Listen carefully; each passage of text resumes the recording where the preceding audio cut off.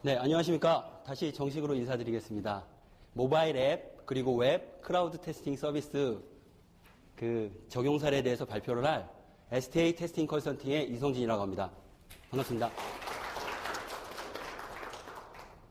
네, 먼저 이렇게 크라우드 테스팅에 대해서 발표할 기회를 주신 관계자 여러분께 다시 한번 감사드리고, 저는 오늘 이 자리를 굉장히 기대하면서 이 자리에 지금 달려왔습니다. 실험마다 막 뛰어왔는데, 이관이 굉장히 멀더라고요. 걸어서 왔는데, 가도 끝이 없더라고요. 그래서, 제가 이렇게 기다리고 온 마음은 뭐냐면, 사실, 크라우드 테스팅에 대해서 아까 전에 대표님께서 사전에 말씀하셨지만, 제 개발자 친구들이 많이 있는데, 크라우드 테스팅에 대해서 설명을 하면, 클라우드냐, 이렇게 인지를 하고 계신 분들이 많이 있더라고요. 그래서 제가 이 크라우드 테스팅을 진행을 하면서 이렇게 여기 또 보니까 테스트가 업이신 분들도 많고 또 개발자가 업이신 분들도 많은데 이렇게 홍보할 수 있다는 게 저한테는 계속 두근거림으로 다가왔습니다. 사실 이 앞에 서는 게 굉장히 떨려요.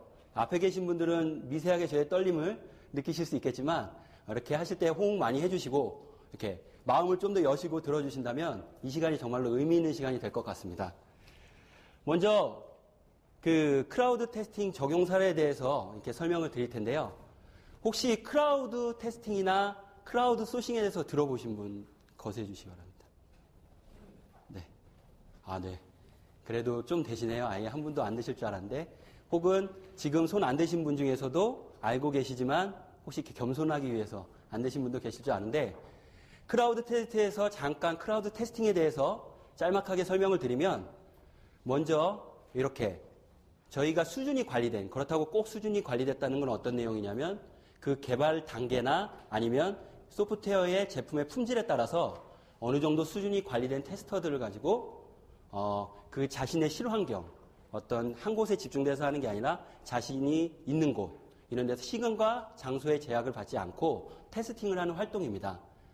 좀 쉽게 말하면 원격 테스팅이라고 생각을 하시면 좀 더 쉽게 이해가 가실 텐데요. 그렇다고 그 테스터들이 자기 마음대로 이렇게 테스팅하는 게 아니라 어떤 매니저들이 그 어떤 표준화된 프로세스를 따라서 잘 매니징을 할 때 그 프로세스에 따라서 하는 일련의 활동들을 크라우드 테스팅이라고 이해를 하시면 되겠습니다. 어때 좀 이해하시기 편하신가요? 네, 호응 잘해주시면 감사하겠습니다. 그래서 사전에 이제 크라우드 테스팅 적용 사례에 대해서 본격적으로 말씀드리기 전에 양해의 말씀을 좀 구하고자 합니다. 여러분들이 가지고 계신 유인물을 보면 크라우드 소개가 먼저 나왔을 거예요. 제가 엄영국 사무국장님께 그걸 먼저 전달해 드렸는데, 이게 계속 일주일 동안 여기 오면 어떻게 하면 잘 전달을 할까, 50분 동안 어떻게 이거를 잘 좀 그림을 같이 그리고 갈 수 있을까 고민을 하다 보니 이론적인 부분을 먼저 하기보단 그 다음에 실제로 적용 사례들을 저희들이 같이 살펴보면서 크라우드 테스트가 이런 거구나 함께 살펴보고 같이 머릿속에 그림을 좀 가지고 계신 다음에 그거에 대한 내용을 살펴보시면 훨씬 더 이해가 빠르실 것 같아서 저희가 순서를 바꿨습니다. 이 점 양해 부탁드립니다. 양해해 주실 수 있죠? 네, 감사합니다. 그러면 크라우드 테스팅 적용 사례에 대해서 본격적으로 시작을 하도록 하겠습니다. 오늘 이렇게 저희가 적용 사례에 대해서 소개해 드릴 부분은 D사에 있는 스마트 캡처라는 프로그램입니다. 이 소프트웨어 사례를 저희가 여러 사례 중에 선택한 이유는 뭐냐면, 여기 보시면 알겠지만, 사용자에게 인수되기 전에 전문적인 테스트를 거치지 않고 크라우드 테스팅만을 가지고 진행을 한 사례가 됩니다. 여기까지 딱 얘기를 하시면 테스팅 관련된 분들이 많으시니까 굉장히 많은 물음표가 생길 거라고 생각이 돼요. 전문적인 테스팅을 거치지 않고 크라우드 테스팅만을 가지고 진행을 했다? 저희가 많은 업체들을 만나보고 얘기를 해보면 다음과 같은 이슈들이 있습니다. 크라우드 테스팅이라는 건 저희들이 아까 전에 원격 테스팅이라고 했잖아요. 그렇기 때문에 실제로 어떤 사람들이 테스팅을 하는지, 이 사람이 어떤 퍼포먼스를 가지고 일을 하는지에 대해서 명확하게 알지 못하는 두려움이 있습니다. 기업에서요. 물론 저희는 없겠죠. 그래서 사실상 그러면 전문적인 테스팅을 거치지 않고 그 크라우드 테스트만은 이걸 커버를 가능할까? 이런 의심이나 아니면 질문사항 아니면 궁금증이 생기실 텐데요. 당연히 그거에 대해서 잘 해결이 됐기 때문에 나이스하게 진행이 됐기 때문에 이 적용 사례로 가져왔고, 이 사례들을 통해서 여러분들이 좀 궁금해하신 것들이 어느 정도 해소가 될 거라고 확신합니다. 그래서 이 적용 사례에 대해서 다음과 같은 제가 아까 표준화된 프로세스라고 말씀드렸는데 저희는 STA는 다음과 같이 5개의 프로세스에 따라 진행을 합니다. 먼저 소프트웨어 평가 의뢰에 대해서 진행을 하고 그 다음 의뢰에 대한 사전 분석을 합니다. 분석을 하고 그 다음에 소프트웨어 평가, 그 다음에 소프트웨어 평가에 대한 결과 분석을 하고 마지막으로 그 분석을 한 걸 리포트로 해서 기업에게 다시 전달해주는 이 5가지 프로세스로 진행을 하는데 제가 지금 적용 사례에 대해서 말씀드릴 것도 이 프로세스에 따라서 시간 순으로 차례대로 말씀을 드릴 거고요. 그 과정 가운데 어떤 일이 일어나는지 그리고 또 어떤 것이 핵심 포인트인지 설명을 드리도록 하겠습니다. 자, 먼저 그러면 소프트웨어 평가 의뢰에 대해서 살펴보도록 하겠습니다. 저희가 D사가 저희에게 크라우드 테스팅을 의뢰하는 요청 과정 가운데 크라우드 테스팅을 요청을 합니다. 그러면 저희는 크라우드 테스팅에 대한 안내를 제공합니다. 왜냐하면 제가 처음에 서두에도 말씀드렸지만 아직까지 이 크라우드 테스팅이란 개념이 굉장히 널리 일반화되어 있지 않습니다. 그래서 이 크라우드 테스팅이 어디까지 커버할 수 있고 그 다음에 어디까지 소화할 수 있고 그 다음에 또 이 의뢰사에서 저희에게 요구하는 바들을 서로 논의하게 됩니다. 이로 인해서 서로 합의점을 찾아서 계약을 하게 됐습니다. 네, 저희 D사와. 일반적으로 우리가 테스팅 프로세스를 거친다고 한다면 계약이 이 정도 과정까지만 진행이 될 겁니다. 그렇죠? 뭔가 기업에서 의뢰를 하고 그 다음에 이 기업이 어디까지 요구를 하는지 이게 성능 테스트인지 기능 테스트인지 그 다음에 혹은 또 어디까지 종료 조건은 어느 정도 난이도로 하는지 이런 게 다 사전에 협의가 되고 그 다음에 또 테스팅 회사는 우리가 줄 수 있는 건 어떤 건지 우리가 낼 수 있는 퍼포먼스는 어떤지 이런 것들이 잘 협의가 돼야 계약이 이루어질 겁니다. 근데 크라우드 테스팅은 여기서 좀 더 특이한 점이 하나가 있습니다. 바로 크라우드 테스터 모집이라는 부분이 있습니다. 이건 뭐냐면 이 사전에 테스팅을 요청을 하면서 우리가 뭐 예를 들어서 여기 모바일이니까 안드로이드면 안드로이드다. 안드로이드인데 어떤 버전까지 우리가 중점적으로 좀 테스팅을 했으면 좋겠다. 우리의 커버리지는 뭐 ICS부터 했으면 좋겠다. 아니면 최신 버전이기 때문에 키캣부터 했으면 좋겠다. 이런 부분에 대해서 그냥 테스터를 쓰는 게 아니라 거기에 합한 그런 디바이스나 이런 것들을 가진 테스터들을 모집하게 됩니다. 이 의뢰 과정에서 이런 상황들이 이루어졌습니다. 이런 것들이 이루어졌고 여러분들께서 다시 한번 기억을 하셔야 될 건 다른 계약들은 다 동일하지만 그 의뢰사에서 요청하는 혹은 테스팅하고 싶은 그 분야나 그런 커버리지에 따라서 크라우드 테스트, 거기에 맞는 크라우드 테스트를 모집한다는 게 좀 특이한 점입니다. 다음으로 의뢰 사전 분석입니다. 이 과정을 통해서 이제 쭉 이 리스크 분석이라는 게 계속 나올 텐데요. 혹시 그 리스크 분석에 대해서 좀 들어보신 분 거수해 주시기 바랍니다. 리스크. 나는 리스크 분석을 들어봤다. 아니면 너무 당연한 거라 손들기 싫다. 네. 사실 제가 이걸 왜 질문드리냐면 진행하는 입장에서 저희가 리스크 분석은 너무나 당연한 겁니다. 근데 사실상 개발사들을 만나거나 이렇게 하면 리스크 분석이 뭐예요? 라고 하는 경우가 되게 많아요. 왜냐하면 이미 리스크 분석을 하고 계시는데 이런 용어를 쓰지 않은 것도 많고 아니면 이런 것들을 리스크 분석을 하지 않고 그냥 개발을 하시는 그런 업체들도 많이 있습니다. 그래서 이 리스크 분석을 짤막하게 설명을 드리면 여기 이제 얼핏 이렇게 그림이 보이는데 우리가 앱을 출시를 하면 앱에 여러 가지 기능들이 있죠. 메인 기능서부터 서브 기능까지 있습니다. 그래서 그런 것들에 대해서 대략 한 15개에서 저희가 진행할 때 30개 내외로 그 의뢰사한테 그 기능들을 요청을 합니다. 그러면 이쪽에 쭉 기능들을 작성을 하고 그 다음에 이런 템플릿을 가지고 점수를 의뢰사에서 쭉 작성을 합니다. 그러면 이렇게 진행을 하는데 그 기능들이 예를 들어서 오류가 났을 경우에 미치는 영향도를 X축이라고 하고 그 다음에 발생 빈도를 Y로 놔서 그러면은 당연히 여기 지금 잘 안 보이시겠지만 STA 영역, ITA BG 영역, ITA 테크 영역, FTA 영역이 있는데 이 STA 영역이 가장 중요하겠죠. 영향도도 높고 발생 빈도도 높기 때문에. 그래서 사전에 이런 리스크 분석을 통해서 우리가 테스팅을 진행할 때 어디를 중점적으로 해야겠다라는 것을 사전에 분석을 통해서 진행을 합니다. 여기까지 얘기하면 사실 개발사에서는 굉장히 좀 당황스러워합니다. 왜냐하면 아, 이거 우리가 리스크 분석 다 해야 되는 건가? 근데 그렇지 않습니다. 실제로는 저희가 이 템플릿도, 리스크 분석 템플릿도 다 제공을 하고, 그 의뢰사에서는 여기에 대한 목록과 실제로 여기에 대한 점수는 실제로 그 의뢰사에서만 할 수 있기 때문에 점수만 여기다 해주시면 저희들이 그 외의 모든 작업들은 진행을 해드리고 있습니다. 그래서 크게 리소스가 투여되지 않고 리스크 분석을 하실 수 있습니다. 또한 이런 리스크 분석을 토대로 해서 다음과 같이 시작하기 전에 참가자들과 기업에게 가이드 문서를 제공합니다. 이 가이드 문서가 왜 중요하냐면 실제로 우리가 아까 전에 말씀드렸지만 얼굴도 보지 않았고 실질적인 역량도 모르고 이런 가이드 문서가 없이 그냥 바로 앱을 딱 주고 테스트하세요 라고 하는 것보다는 이 앱에 대해서 간단한 설명, 그 다음에 사용 문서에 대한 요약본, 그 다음에 그 의뢰사에서 어떤 분야, 어떤 쪽을 더 중요시 여기는가 이런 걸 좀 공유한 상태에서 테스팅을 진행했을 때 더 좋은 효과가 있었습니다. 그래서 다음과 같이 이 가이드 문서에는 어떤 것들이 포함되냐면 그 테스터들에게 주어지는 성과 정책, 이게 굉장히 명확하게 되어 있습니다. 어떻게 진행을 했을 때 보상을 받을 수 있고 저희들이 거기에 대해서 이렇게 변별력을 가지고 점수를 매깁니다. 라는 내용이 있고 그 다음에 아까 전에 여기 리스크 분석이라고 잠깐 이 표 보셨죠? 매트릭스 STA, ITA, 비즈, 테크, FTA 영역이 있는데 이걸 통해서 우리가 어디에 중점적으로 뒤에 이제 실행할 때 자세히 이거 설명드리겠지만 어떻게 진행하겠다라는 걸 테스터들에게 가이드를 친절하게 해드리고 있습니다. 그리고 저희가 이제 마찬가지로 실행해서 나오겠지만 저희 자체 관리 툴인 OTM이라는 게 있습니다. O 테스트 매니저인데요.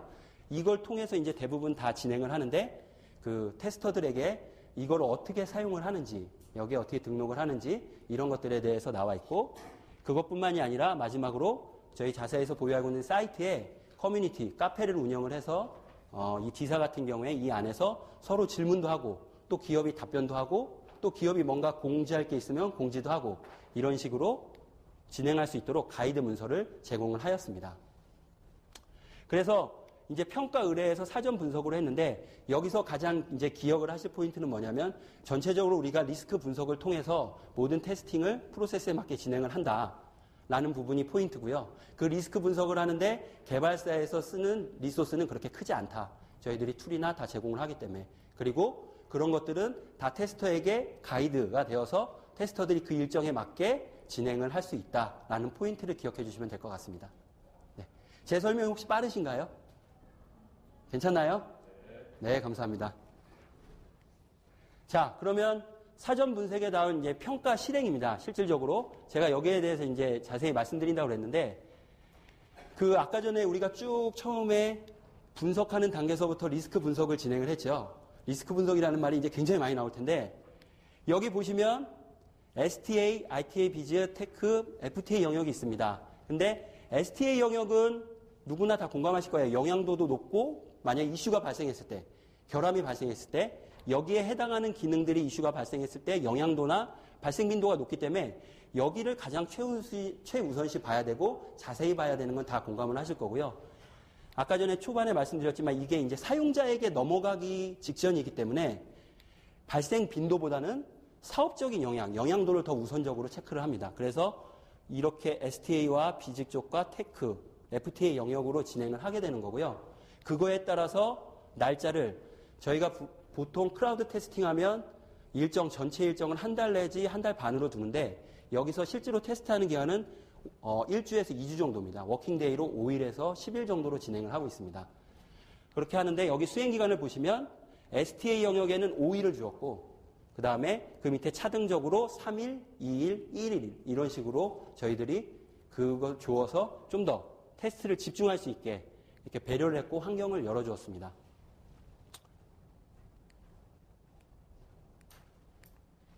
자, 아까 전에 잠깐 언급이 됐는데 이런 모든 일련의 테스트 활동들은 저희가 OTM이라고 자체 개발한 테스트 관리 무료 툴입니다. 여기서 모든 것이 이루어집니다. 모든 것이 이루어지는데 그 이슈도 여기에 등록을 하고 개선사항도 여기다 등록을 하는데 보면 다음과 같이 잘은 안 보이시겠지만 여기서 이제 필요한 내용들은 뭐냐면 여기 이제 STA 잘 안 보이시지만 이렇게 영역으로 돼서 기능들이 쭉 나오고 테스터들이 이 안에 들어가서 실질적으로 테스팅을 진행을 하게 됩니다. 당연히 이런 거에 대한 환경은 의뢰사나 그 다음에 테스터들이 직접 작성하는 게 아니라 저희들이 다 환경을 구성해 놓고 진행만 하면 되시는 겁니다. 그리고 여기서 이제 좀 재밌는 게 하나 있는데, 오테스트 매니저에 재밌는 게 있는데, 사실 테스팅이 그렇게 재밌는 활동일 수도 있고, 그렇죠. 사명감을 가지고 하는데 재밌는 활동일 수도 있고, 또 참여 기업에게는 좀 이거에 대한 또 뭔가 좀 재미를 둘 게 뭐가 있을까 고민을 하다 보니 여기에 보면은 여러 가지 이슈들이 이제 나옵니다. 쭉 이슈들이 되는데, 이 오테스트 매니저를 통해서 B사가 실시간으로 모니터링을 할 수 있습니다.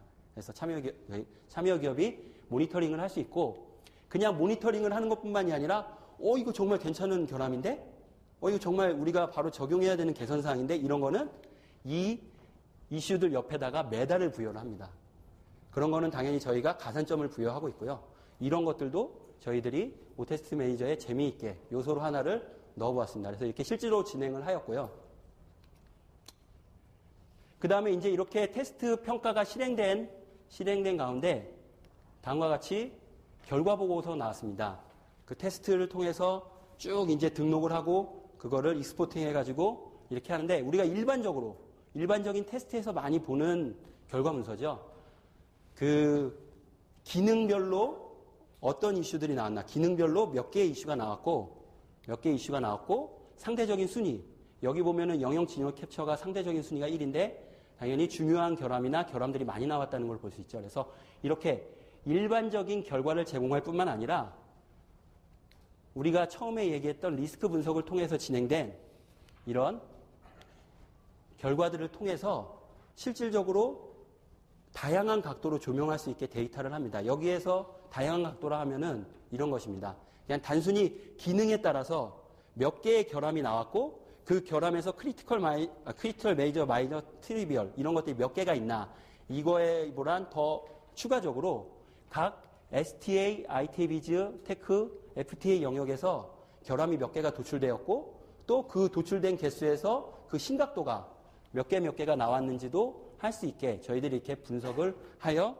각 단계별로 이렇게 진행을 합니다. 이렇게 분석하는 건 이제 이거는 의뢰사에서 진행을 하는 부분이 아니고 저희가 진행을 하는 부분입니다. 지금 이제 시간 순서대로 쭉 하기 위해서 한 거고, 그래서 이 평가 결과 분석에서 가장 중요한 포인트는 저희가 OTM을 활용해서 다양한 평가 결과에 대해서 모으고 그런 것들을 기업이 의뢰사가 쓸 수 있도록 그렇게 분석을 해서 마지막으로 제공을 하게 됩니다.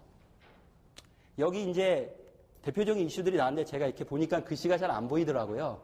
보안 때문에 이렇게 한 것도 있지만 대표적인 예를 하나를 들어 설명드리면, 이제 이 스마트 캡처 프로그램에 부재중 탐지 알림이라는 기능이 있습니다. 이건 뭐냐면 예를 들어서 자기 디바이스에서 작업을 막 해놓습니다. 그리고 이 부재중 탐지 알림 기능을 설정을 하고 자리를 비워놓으면 이게 이제 작동을 하는 거죠. 백단에서. 그러다가 누가 자기 컴퓨터를 만진다든지 혹은 자기 디바이스를 만진다든지 이렇게 하면 바로 실시간으로 녹화가 됩니다. 녹화가 되고 거기서 무슨 작업이 됐는지 그 D사로 DB가 바로 전송이 됩니다. 그래서 혹시나 저희가 파손될 수 있는 그런 데이터나 이런 거를 보완할 수 있는, 갑자기 제가 이렇게 얘기하니까 그 스마트 캡처를 홍보하는 사람 같은데, 네, 그런 것들을 하는 기능인데, 여기서 나온 결함은 뭐냐면 실제로 우리가 DB를 보내는데 필요한 게 뭐가 있을까요? 네트워크가 연결돼야겠죠. 근데 여기서 테스팅할 때 이 테스터가 이렇게 생각을 해보면, 그럼 네트워크가 끊겼을 때는 어떻게 될까? 라고 해서 테스팅을 해보니 결과는 아주 대단했습니다. 그냥 아예 디바이스 자체가 멈췄어요. 아무 기능도 안 돼서 껐다 켜야 되는 그런 예가 하나 있었고요. 그 다음에 개선사항 중에 하나를 말씀드리면, 이제 여러 가지 기능들이 있었습니다. 여러 가지 기능이 있는데 뭐 스마트 부재 탐지 녹화 기능과 프로그램 탐지 기능 녹화, 뭐 어떤 프로그램을 썼는지 이런 녹화 기능이 있는데, 이거를 두 개를 동시에 녹화를 해놓고 실행을 했을 경우에 만약에 거기에 스샷이 딱 폴더에 저장이 되면, 여기 이제 폴더가 있는데 그 폴더 안에 들어가는 그 스샷들이 어느 기능에서 나오는지 구분하기가 어려운 거예요. 그렇죠. 사실상 의뢰사에서 이거를 이렇게 찾아내지 못한 건데 이 크라우드 테스팅을 통해서 이런 것들이 어느 기능에서 캡처됐는지 좀 더 명확하게 파일명에 나오면 좋겠다라는 이런 개선 사항도 있었습니다. 네. 그래서 제가 말씀드리고자 하는 핵심 포인트는 뭐냐면 이 크라우드 테스팅이 다양한 사람들이 다양한 환경에서 각자의 환경에서 테스팅을 하기 때문에 다양한 이슈가 도출이 가능합니다. 다양한 이슈가 도출이 가능하고 이번 이 적용 사례를 통해서 이런 것들이 더 확실하게 되었습니다. 그리고 저희가 결과 보고 이제 이런 분석들을 통하여 결과 보고를 하는데 일반적으로 하는 결과 보고들에 대해서 D사에게 전달하였습니다. 그 결과에 대해서 보면 여기 이제 이 그래프는 보이실 겁니다. 보면 저희가 처음에 그 의뢰사에서 중요시 여기는 여러 기능들이 있었잖아요. XTA 영역이라고 지금 그런 영역이 지금 여기 가장 많은 결함수를 45%에 되는 결함수를 도출하였고 전체 결함수 중에서요. 그 다음에 실제로 ITA 비즈 그러니까 영향도가 큰 이슈들 결함이 나왔을 때 영향도가 큰 이슈들이 한 35%. 그래서 정말로 그 의뢰사가 좀 더 여기에 대해서 정확하게 봤으면 좋겠다라는 부분들이 실질적으로 검출이 많이 되었습니다. 검출이 많이 되었고 그 다음에 저희가 워킹데이 11일 동안 결함을 도출한 총수는 193개의 결함을 도출을 하였습니다. 그래서 지금 이제 이 평가 결과 보고를 통해서 저희들이 이 다양하게 진행되었던 것들에 대한 결과를 이렇게 나타내었고요. 이제 마지막인데 저희가 이 크라우드 테스팅 적용 사례를 통해서 다음과 같이 장점과 그 다음에 개선점을 좀 이렇게 찾아볼 수 있었습니다. 먼저 장점은 의뢰사에 공수가 많이 들어가지 않는다. 사실 많은 개발사들이 크라우드 테스팅에 대해서 설명을 하면 내가 그 많은 사람들을 일일이 컨택을 하고 그 사람들을 다 매니징을 하고 그 사람들이 어떤 결함을 올리는지 신경을 써야 되나? 라는 그런 선입견이 있습니다. 하지만 그런 역할들을 STA가 관리자 역할을 함으로 실제로 한 달이나 한 달 반 동안 진행되는 동안에 D사가 진행된 공수 시간은 킥오프 미팅 시간까지 해서 지방에 있었는데 출퇴근 시간이 좀 길어서요. 그래서 약 5시간에서 10시간 정도밖에 안 들었습니다. 실제적인 시간이. 물론 모니터링을 하는 것은 개인적인 시간을 하기 때문에 거기에는 시간이 포함되지 않았지만 실질적으로 하는 활동은 아까 전에 말씀드린 부분에서 리스크 분석이 가장 큰 활동이었고요. 그 다음에는 굉장히 공수가 적게 많이 들어가지 않는다. 이런 장점이 있었습니다.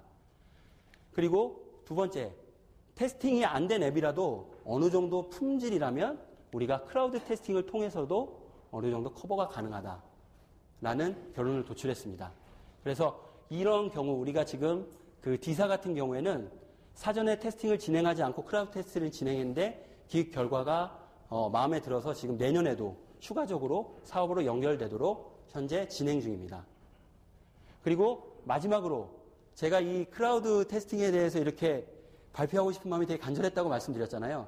왜 그러냐면은 이 크라우드 테스팅이야말로 개발사, 개발업체와 테스터가 둘 다 승승할 수 있는 테스팅의 방향 중에 하나라고 생각을 하기 때문입니다. 왜냐하면 중소기업이나 아니면 창업기업들 혹은 그 QA나 품질 쪽에 따로 예산이 잡혀져 있지 않은 기업들은 굉장히 테스팅하기가 힘들 거예요. 여기 개발자분들도 아까 뭔가 10여 명 분들 정도 계신 것 같은데 대부분 중소기업은 테스팅을 어떻게 하죠? 그렇죠. 저기 한 분이 아주 밝게 말씀해 주셨는데 개발자가 하고 나서 테스팅을 진행을 합니다. 굉장히 힘들죠. 실제로 개발하는 기간도 계속 야근하고 처리하고 이렇게 해야 겨우 하는데 그 기간 동안에 테스팅까지 하라고 하니 결국은 거기에서 굉장히 우리가 그 네거티브한 테스팅은 못하고 포지티브한 것만 이거 넣었을 때 이렇게 나와야지 이런 것들만 볼 수밖에 없는 상황입니다. 근데 이 크라우드 테스팅은 그 전문 테스팅 업체를 사용하는 것보다 훨씬 더 저렴한 비용으로 할 수 있습니다. 실질적으로 어떤 기업에게 좋냐면 당장이 이제 앱은 완성이 됐어요. 앱은 완성이 됐는데 한 달 뒤에 적어도 출시를 해야 이걸 뺏기지 않을 것 같아요. 근데 전문 테스터들 오게 되면 적어도 그 사람들이 물론 한 달 안에 해줄 수도 있겠지만 짧은 기간 동안에 아까 말씀드렸죠. 워킹데이 한 5일 정도 짧게는 이 정도면은 한 20명에서 30명들이 각자에 있는 환경에서 테스팅을 해줄 수 있습니다. 그렇기 때문에 굉장히 유용한 테스팅이라고 할 수 있고 특히나 이게 모바일이다 보니까 요즘에 모바일이 굉장히 많이 나오죠. 여기 아까 개발 회사 계셨는데 혹시 자기네는 모바일을 거의 다 보고 테스팅을 하고 출시한다 하는 데 있나요? 어렵겠죠. 그렇죠? 네. 그런데 우리가 이 크라우드 테스팅을 하면 각자 있는 디바이스 또 그 의뢰사가 요청하는 디바이스를 갖고 있는 크라우드 테스터를 모집해서 사용할 수 있기 때문에 자체적으로 어떤 그 환경을 만들기 위해서 리소스를 따로 투입하지 않아도 됩니다. 그런 것들이 굉장히 큰 장점으로 다가오실 거예요. 그러니까 짧은 시간 내에 많은 환경에서 테스트할 수 있다는 장점이 있습니다. 그러면 테스터들에게는 어떤 장점이 있을까? 혹시 제가 막 계속 이 짧은 시간에 어떤 막 그림을 그려드리고자 이렇게 쉬지 않고 얘기했는데 생각나시는 부분 있나요? 어떤 장점이 있을까요? 테스터들에게. 네. 이렇게 묻고 답하는 이렇게 좀 쉽지는 않은 환경이죠, 우리나라가. 네. 그래서 보면 이 크라우드 테스팅은 아까 제가 말씀드렸지만 시간과 장소에 제약을 받지 않습니다.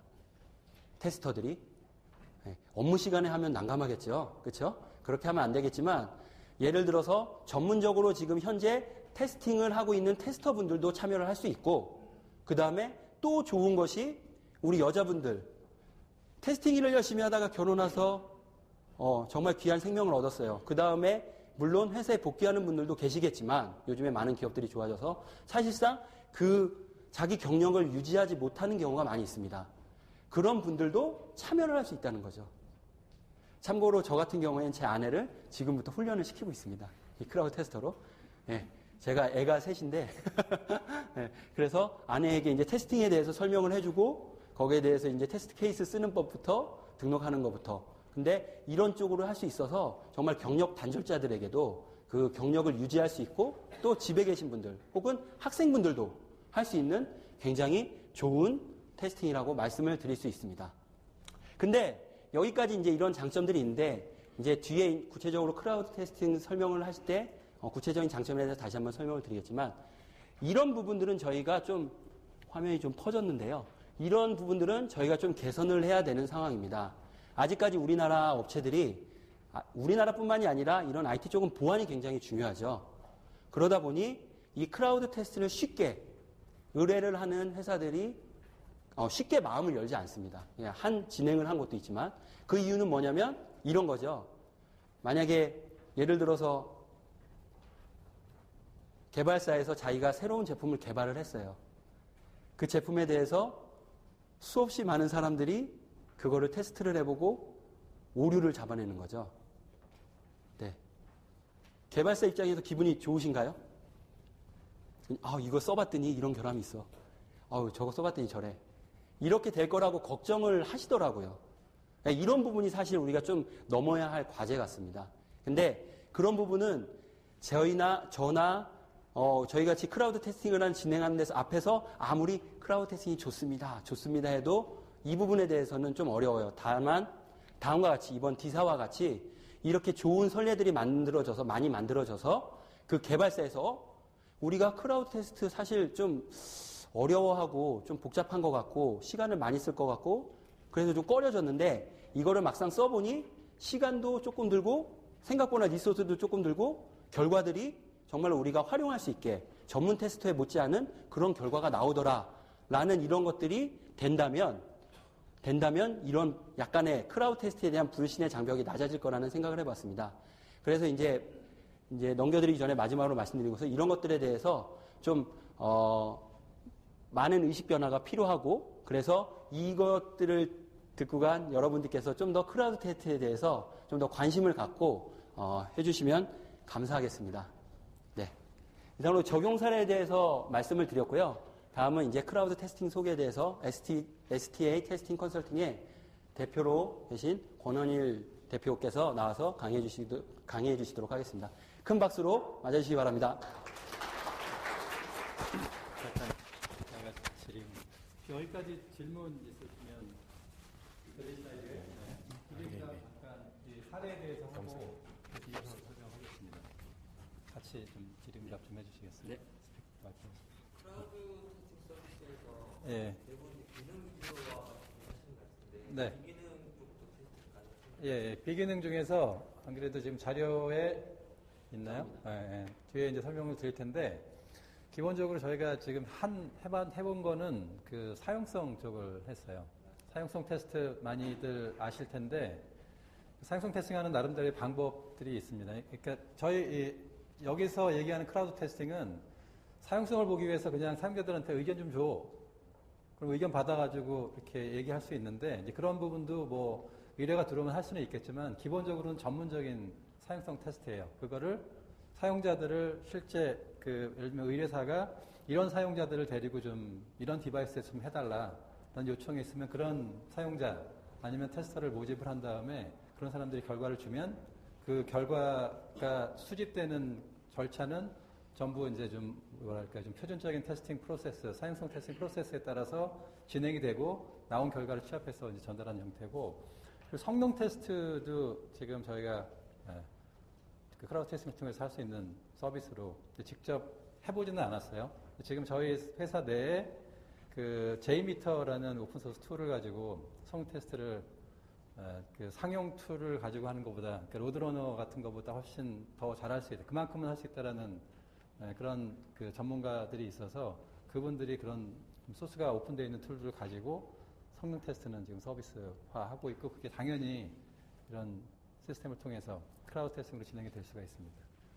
그러니까 지금 보통 잠깐 한 가지 추가 부언을 하면 말은 크라우드 테스팅이지만 사실은 그냥 쉽게 얘기하면 테스터, 뭐 사용성 테스팅을 위한 테스터든 아니면 기능 테스트를 위한 테스터든 테스터를 고용해서 풀타임으로 일을 맡기지 않는다 뿐이지 나머지는 동일합니다. 거의 같다고 보시면 돼요. 단지 그 사람들이 고용되지 않은 사람들이 시스템에 붙어서 자기의 환경에서 테스트를 수행을 하고 결과를 리포팅하는 거죠. 가이드에 따라서. 그런 형태로 진행된다는 테스트가 진행되는 형태만 다를 뿐인 거지 결과는 동일합니다. 네. 일단은 인력을 테스터를 모집해서 진행하는 형식으로 진행되는데요. 네. 그 인력이 100% 일을 한다는 조건이 네. 들어가야 네. 되나요? 100% 일을 안 하고요. 100% 하는 케이스는 한 번, 테스터들을 모집을 했는데 그 네. 관리가 필요할 것 같고요. 네. 그리고 기사 같은 경우에는 일단은 단위 테스트도 진행하지 않은 상태에서 진행한 것 같은데 그 상태에서는 결함이 많이 나올 수 있어요. 네. 크라우드 테스터들은 일단은 부업으로 하는 사람들도 많기 때문에 그거에 대한 대가를 받을 수 있는데 그 다른 이제 새로운 뭐 사용하고 있는 앱에 대한 추가적인 테스트가 필요해서 요청하는 계획도 있을 거거든요. 네. 네. 그런 경우에는 결함이 확실히 낮고 발견하기도 힘들 텐데 그때 가서 테스터들이 이거 별로 나오지도 않는데 나 별로 하기 싫어라는 네. 생각을 가질 수도 있단 말이에요. 네, 그럴 수 있죠. 일단 질문에 대해서 답변을 간단히 드리면 일단 그 상용을 가지고도 당연히 할 수 있고요.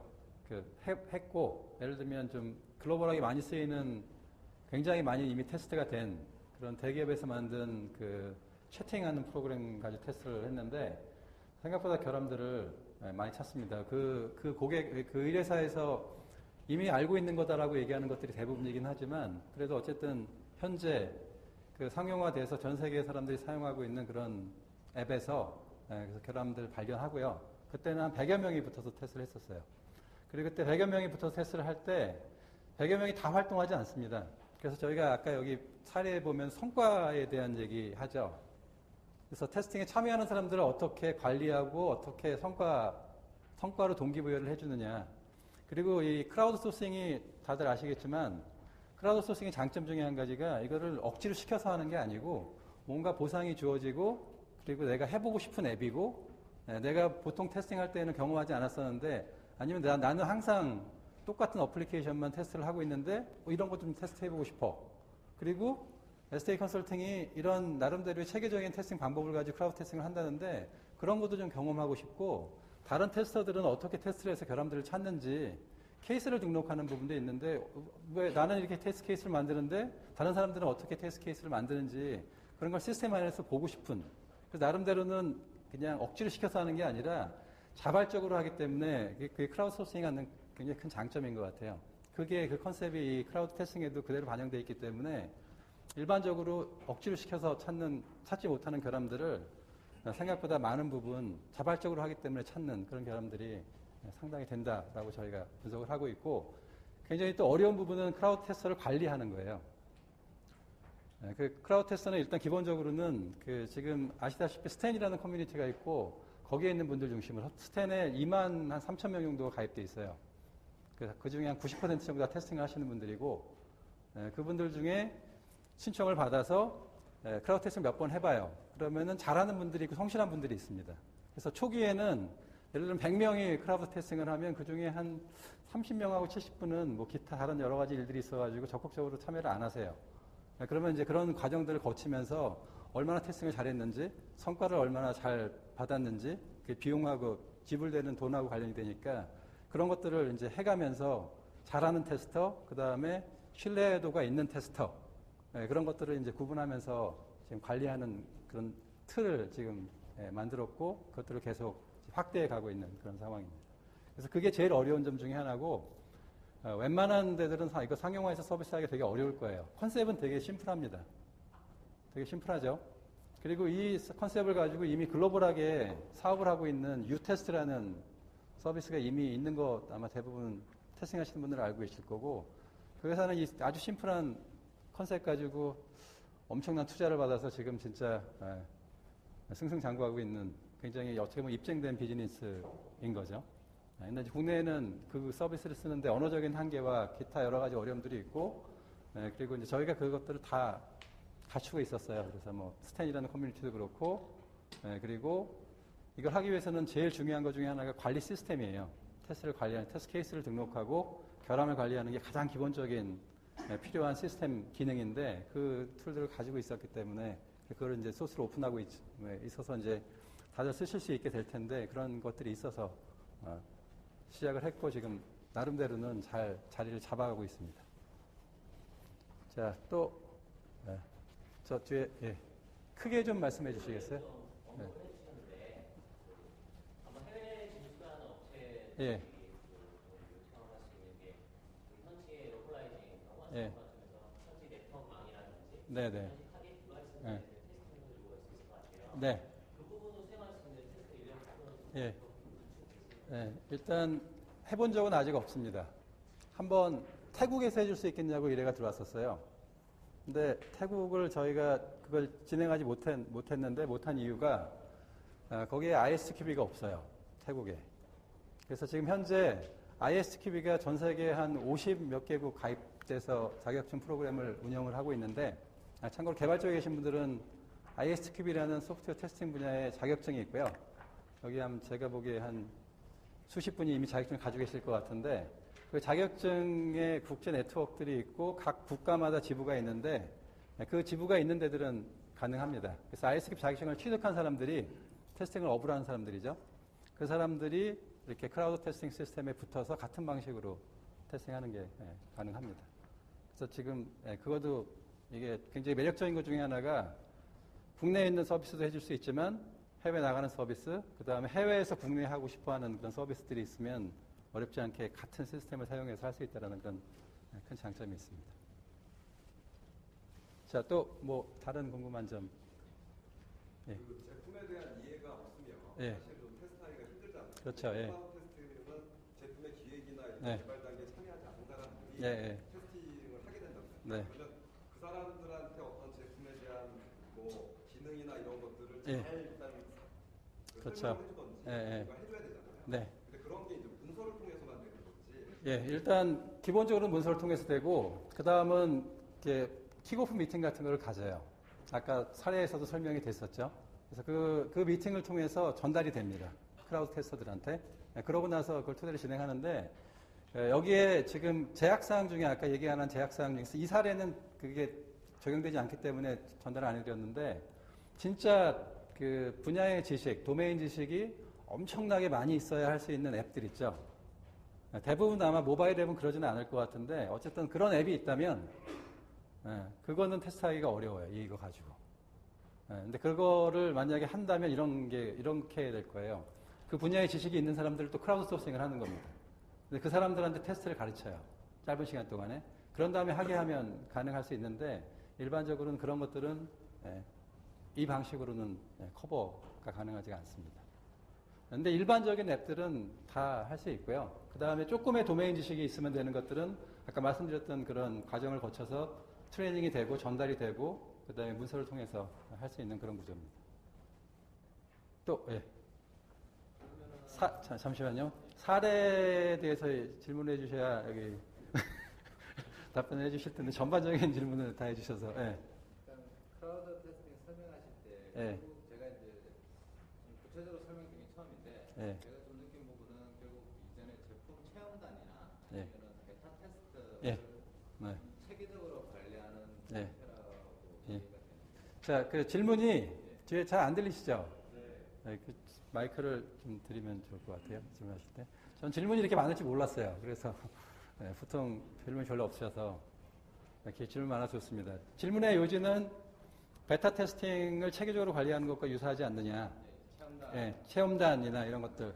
일단 그 단정적으로 얘기하면 맞는 말씀이고요. 근데 이제 이 시스템을 현재 이 플랫폼이라고 잠깐 좀 플랫폼이라고 부르면 이 플랫폼을 이용해서 전문 테스터가 할 수도 있지만 베타 테스터가 할 수도 있고 사용자가 할 수도 있고 체험단을 모아서 이렇게 진행할 수도 있어요. 그래서 그거하고 사실은 굉장히 유사한 구조를 갖는데 그거를 어떻게 보면 출발점이 이 지금 크라우드 테스팅은 테스팅 전문에서 시작하는 거예요. 그러니까 사용자가 그냥 사용해보고 의견 주는 거는 베타 테스팅 쪽에서 시작된 거고 그리고 이거는 테스팅에서 시작된 그런 일종의 컨셉입니다. 그래서 크라우드 테스팅은 아까도 제가 말씀드렸지만 그냥 전문 테스팅하는, 그러니까 예를 들면 파견 가서 테스팅을 하든 아니면 기업 내에서 테스팅 조직이 있어 테스팅을 하든 하는 테스팅은 동일합니다. 단지 그 테스터들을 고용하지 않고 한다는 그게 가장 큰 차이이고 당연히 베타 테스팅을 잘하는 데서도 이쪽으로 확장을 할 수 있겠지만 이쪽에서 베타 테스팅 쪽으로 당연히 확장 가능하고요. 대신 이 현재 크라우드 테스팅을 가지고 베타 테스팅을 한다 그러면 훨씬 더 전문적으로 관리를 해가면서 베타 테스팅을 할 수 있겠죠.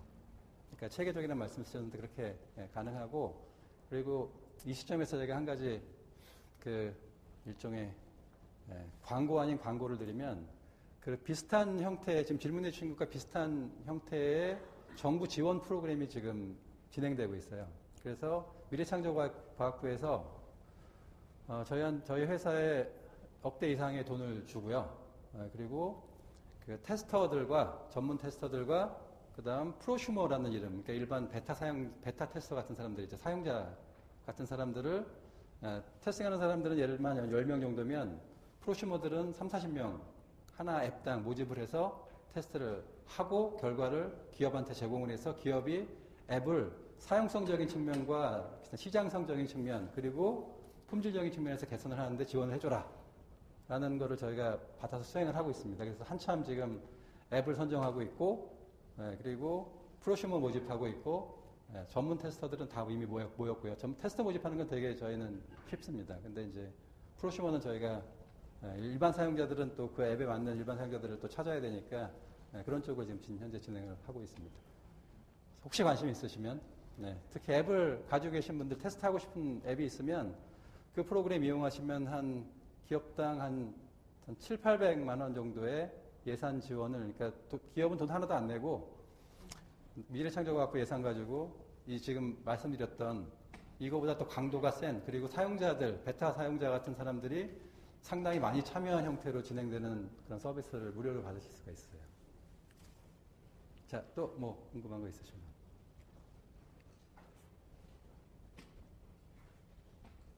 자, 그럼 이어서 발표를 하도록 하겠습니다.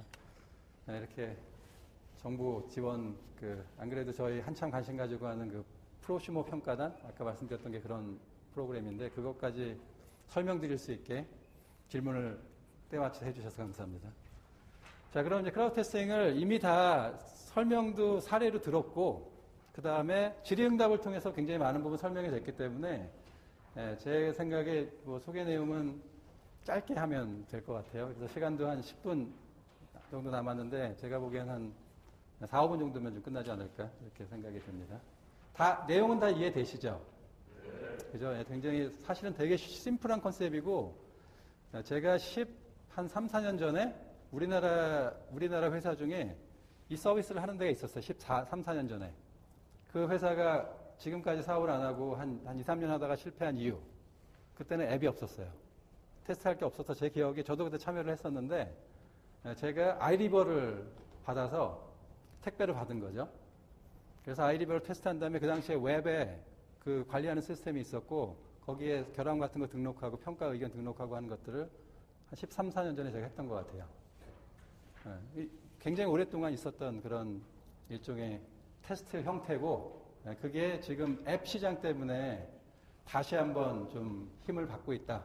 그리고 그때보다는 시장 환경이 좋아서 좀 굉장히 많은 수요가 예측이 된다. 이렇게 좀 이해를 해주시면 좋을 것 같아요. 아주 심플한 컨셉입니다. 이해 안 되시면 그게 좀 이상한 거예요. 자, 그거를 약간 좀 전문적인 관점에서 설명을 드려볼게요. 이제 이해하기 어렵지 않을 텐데, 크라우드 소싱은 이제 또 감이 잡히시죠? 이미 알고 계신 분들도 있을 거고. 그리고 소프트웨어 테스팅, 이 두 가지가 합쳐진 컨셉이라고 보시면 되고, 기본적으로는 테스터가 업계에 있는 그 사람들을 쓰는 거예요. 뭐 경력 단절자도 좋고, 아니면 테스트를 실제로 하고 있는 사람들이 야간이나 주말에도 좋고, 그런 사람들이 하는데 그 사람들을 계속 관리를 해주는, 수준을 관리하는 거예요. 그래서 아까 질문해 주셨을 때 테스터들이 참여하는 것뿐만이 아니라 그 사람들이 어느 정도 수준의 사람들이 하는 건지 되게 궁금하지 않아요? 그런 것들을 실제로 보여주는 겁니다. 그래서 크라우드 테스팅을 나중에 리포트를 저희가 여러 개 공개를 할 텐데 공개되는 데 보면 맨 처음 나오는 게 크라우드 테스터들 프로필이에요. 프로파일. 그래서 경력 얼마나 되는 사람들이, 그 다음에 남녀가 어떻게 나눠져서 몇 살에 있는, 나이대에 있는 사람들이 테스팅을 진행을 했는지, 그거에 따라서 결과들이 달라지기 때문에 그런 정보들이 처음에 딱 붙어서 결과 보고서가 나갑니다. 그 다음에 이제 테스트 환경이 필요한데, 이 환경이 굉장히 특이한 게 크라우드 테스터들을 쓰기 때문에 특히 앱은 아까 앞서 발표한 거 보시면 어차피 모든 그 디바이스에서 테스트를 못 하잖아요. 근데 원하는 디바이스들은 있죠. 그때 그 디바이스들을 미리 협의하는 과정에서 정하면 그 디바이스를 갖고 있는 크라우드 테스터를 모집하면 돼요. 그래서 실환경을 비용을 들이지 않고 구축할 수 있다는 그런 큰 장점이 있습니다. 그리고 이런 환경에서 그 다음에 이건 크라우드 테스팅은 굉장히 관리적인 게 굉장히 중요해요. 크라우드 테스트를 매니지하는 사람이 제대로 매니지를 안 하면 실제 테스팅에서 테스트 매니지가 잘 안 되면 결과가 잘 안 나오듯이 결과가 잘 나오기 위해서는 크라우드 테스트 매니저의 역할이 굉장히 중요하고 그 매니저를 그 경험들이 많은 전문적인 테스트 매니저들이 한다라는 실제 가상에서 이루어지긴 하지만 실제로 그 뒤에는 저희 회사의 그 테스트 매니징 역할을 많이 했던 분들이 그 매니징을 하고 있는 거죠. 단지 채용하지 않고 가상 공간에서. 그 다음 표준 프로세스에 따라서 테스트를 진행을 합니다. 그렇게 진행하는 일련의 테스팅 활동을 크라우드 테스팅이라고 저희가 정의를 하고 있고, 이 정의는 아마 크라우드 테스팅을 그 미국뿐만이 아니라 유럽, 뭐 인도 이런 데서 굉장히 많이 하고 있는데 거기 정의랑 거의 비슷할 거다라고 이렇게 생각이 되고요. 크라우드 테스팅하는 목적은 뭐 당연히 품질을 높이기 위한 게 가장 크죠. 그다음에 사용성이나 시장성 이런 것들을 또 보기 위한 그런 테스팅들도 당연히 할 수 있고, 그렇습니다. 그래서 아까 뭐 질문하셨던 뭐 기능만 가능하냐 질문하셨던 거에 대한 답이라고 보시면 될 것 같고요. 자, 그리고 테스팅하는 프로세스는 아까 이미 사례에서 다 보셨기 때문에 제가 굳이 설명을 드리지 않겠고, 한 가지 이제 또 리스크 분석 여러 번 얘기가 되는데, 이 프로세스는 이런 절차도 있지만, 테스트를 실제 진행하는 과정에서는 테스트 계획을 세우고, 테스트 계획은 리스크 분석된 결과를 기반으로, 리스크 기반으로 테스트 계획을 수립을 하고, 그거에 따라서 테스트가 실행이 되고, 실행된 결과가 리스크 기반으로 리포팅이 되고, 그러니까 한마디로 얘기하면 리스크 기반 테스팅에서 얘기하는 그 테스트 프로세스, 그러니까 표준에서 제시하고 있는 그 프로세스에 따라서 테스팅이 진행이 됩니다. 그래서 이게 어떻게 보면 일반 베타 테스팅하는 그런 데들이 하는 거하고 굉장히 차이가 나죠. 그러니까 어떻게 보면 그냥 전문 테스팅 활동, 그 프로세스 그대로 따른다 이렇게 보시면 될 거예요. 그런 반복이 됐고, 장점은 이제 굳이 설명 안 드려도 다 아실 것 같아요. 비용적인 장점이 당연히 있을 거고, 고용 비용, 환경 구축 비용, 관리 비용 등 테스트 결과도 테스터를 고용해서 하는 거와는 좀 아까도 말씀드렸듯이 뭐 일부 결과는 안 나올 수도 있지만 전반적으로는 더 잘 나오는 게 알려진 사실이기 때문에 그런 측면이 있고요. 그리고 아주 다양한 테스트 결과를 도출할 수 있다는 거. 그 다음에 다양한 조합으로 프로젝트를 구축할 수 있다는 게 예를 들면 테스터가 몇 명이 어떤 스펙을 가진 사람들이 어떤 테스트 환경에서 테스트를 하고 싶어. 이런 니즈가 있으면 지금 만약에 우리가 사람을 다 여기 앉혀놓고 테스트를 한다 그러면 되게 어렵죠. 환경도 구축해야 되고 사람도 다 그거에 맞는 스펙 맞는 사람들을 찾아가지고 데려와가지고 고용해가지고 계약서 쓰고 해야 되는데 이제 그런 것들이 아주 손쉽게 이루어질 수 있다는 그런 굉장히 큰 장점이 있고요. 테스트 투입 시간도 실제로 줄일 수 있다는 그런 장점이 있습니다. 자, 그거에 대한 이제 세부적인 내용인데 이건 나중에 참고로 뭐 보시면 어렵지 않게 이해하실 수 있을 것 같고요. 자, 여기까지가 이제 제가 준비한 그런 내용들입니다.